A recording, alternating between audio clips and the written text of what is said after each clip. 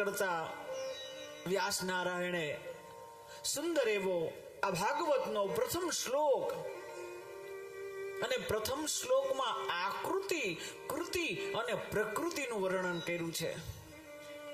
ભગવાનની આકૃતિ કેવી છે, ભગવાનની આકૃતિ કેવી છે, ભગવાનની કૃતિ, ભગવાનનું કાર્ય શું છે, ભગવાનની પ્રકૃતિ શું છે, એના દર્શન કરાવતા શ્રી વ્યાસજી કહે સચ્ચિદાનંદ રૂપાય.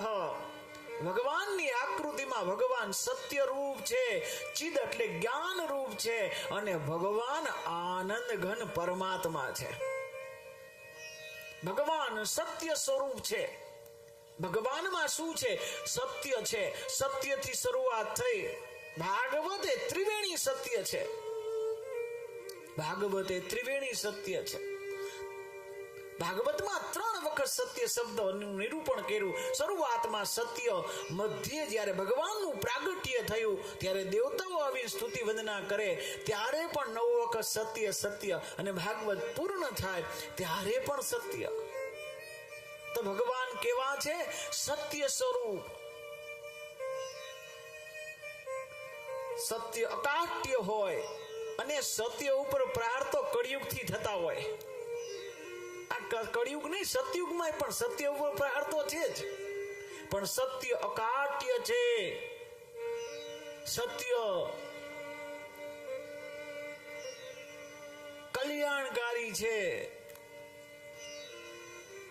સત્ય હંમેશા કડવું હોય એ જ સત્ય હોય. અને સત્યના આગ્રહી આપણે બધા છીએ. બધાને સત્ય જોઈએ. અરે ચોર લોકો હોય ને, સાંભળ્યું છે, ચોર લોકો ચોરી કરે, અને ચોરી કરી અને પછી ભાગ પાડવા બે, અને ભાગ પાડવા બે ત્યારે એવું બોલે, હવે નીતિથી ભાગ પાડજો,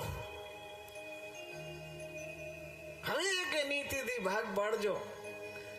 જે કાયમી અસત્યનો ધંધો કરે, બિઝનેસ જ ખોટું બોલવાનો, એને આગ્રહ સત્યનો છે. કારણ કે સત્ય ઈશ્વર છે. આજ નહીં તો કાલ સત્ય સત્ય સત્ય ઊભું જ રહેશે. જે કોઈ સત્ય છે એ સર્વદા સુંદરમ છે, શિવ કલ્યાણકારી છે.